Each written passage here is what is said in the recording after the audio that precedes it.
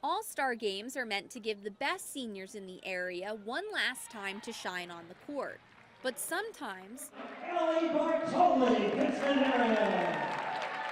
there's one player who shines brighter than the rest. And what was it like to be out there with all those girls? It feels great, like amazing. I love being out there playing with them.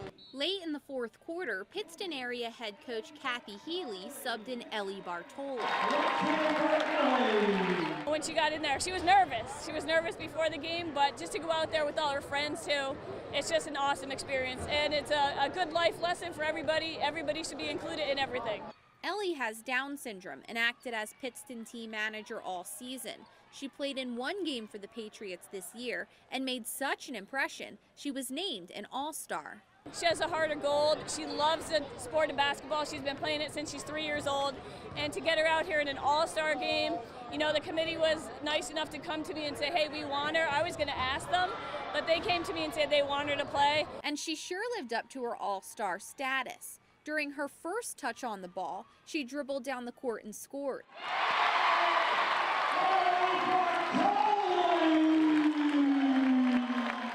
She then followed it up with a few more baskets to finish with a team-high 12 points. I think you were the leading scorer. I think I was.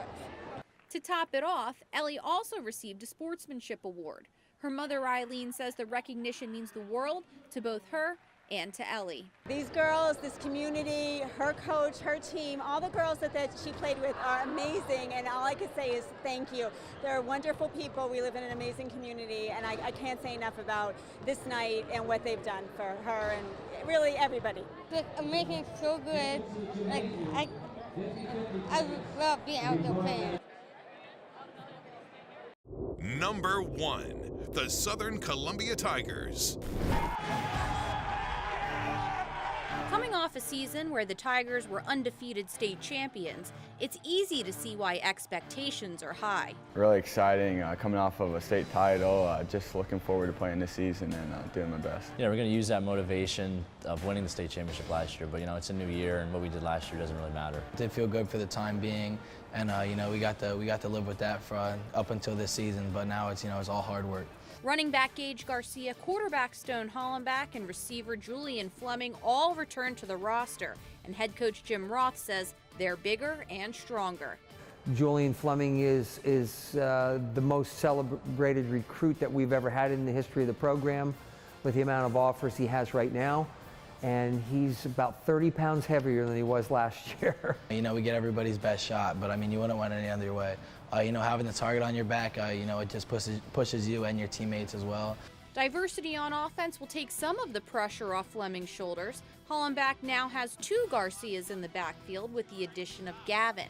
Yeah, it's going to be cool. Hopefully we can win a state title together, and he's my brother, so I love him and stuff, so hopefully we can do good. Great to have skilled people everywhere that I trust that I can throw the ball to or hand off to, and you know they're going to go for big gains. Despite the hype surrounding this team and individual players, head coach Jim Roth says his approach doesn't change. It's all about staying humble and taking it one game at a time. It's a cliche, but you have to figure out a way of making your players do that, because obviously high school kids, you know, when they're ranked number 1 by media sources and they hear a lot of this noise from the parents, fans, community, it's going to have an effect on them. With a few holes to fill on the line, these Tigers are confident they can step up to the challenge as Southern Columbia goes for an unprecedented 9th PIAA state title. We're preached all about tradition here at Southern, so it means a lot just to be a part of the tradition and hopefully carry on the legacy of Southern.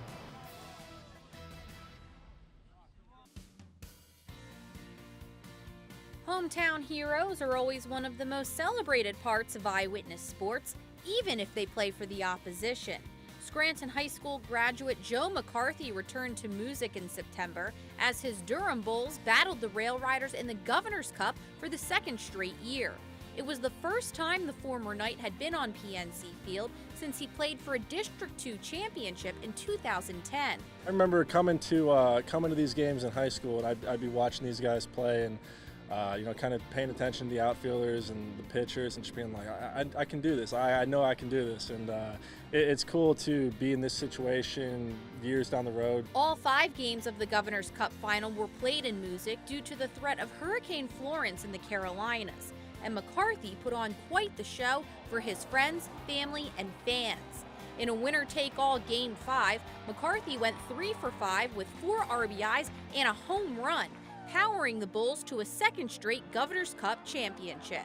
It meant everything to me. I've never really gotten the chance to play in front of this many of my friends and family, so especially in my hometown, this was definitely something that was really cool. Getting the chance to play not even championship baseball, but Game 5 championship baseball in my hometown in front of my friends and family, and it was amazing for me. It was a dream homecoming for Joe McCarthy and worthy of our number 12 sports moment of 2018.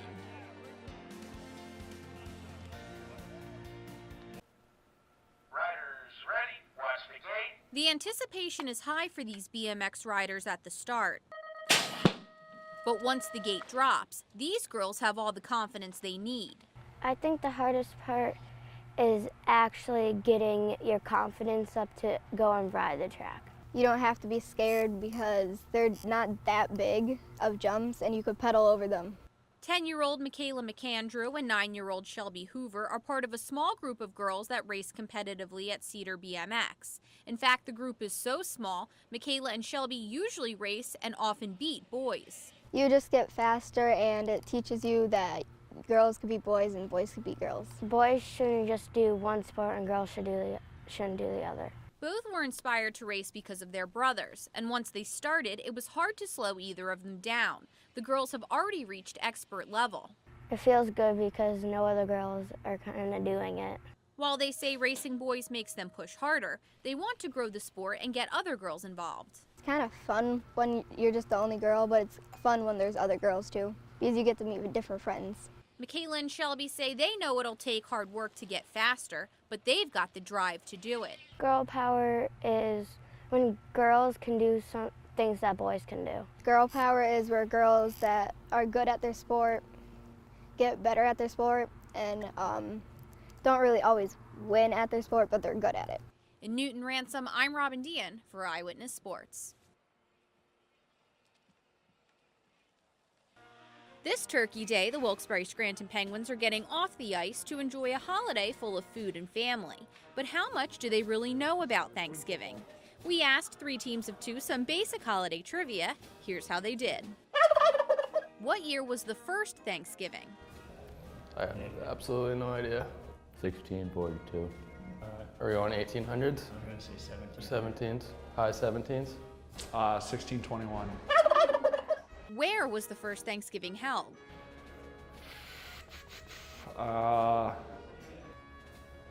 Little Rock. Somewhere out east, I guess, like eastern United States. Oh, Plymouth. Plymouth, yeah? Oh. I guess we should know that. How long was the first Thanksgiving? 3 days? I think it was like 3 days. How many days? It was 3. What was the name of the Pilgrim's boat? Oh, I know that too. It's a month plus a flower. It's pretty vague. Oh, Mayflower. Ah. Mayflower. There you go. All right, so let's go. Mayflower. It's Mayflower. Mayflower? Yeah. What do you call a turkey stuffed with a duck stuffed with a chicken? Turducken or something? Transducken, right? Or something like that? I had it, now I forget it. Turducken? Turducken. So the scores were pretty even, but now it's time for the guys to enjoy some turkey. Just looking to have a good time with the guys. It's going to be a fun dinner, yeah. Food. It's got to be food and football. That is nice that the family does come together. I wasn't nervous at all. I was cool and calm.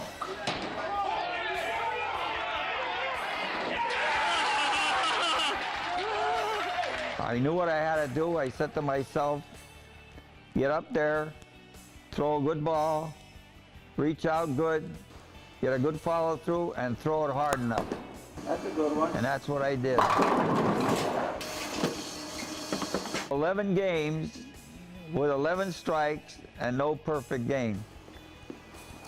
till this one here last Monday. I got a perfect game on the 12th attempt. You gotta throw a decent ball. You gotta be in that area for strikes all the time, and then you can. Oh, how many times I've had good hits and they all didn't fall down.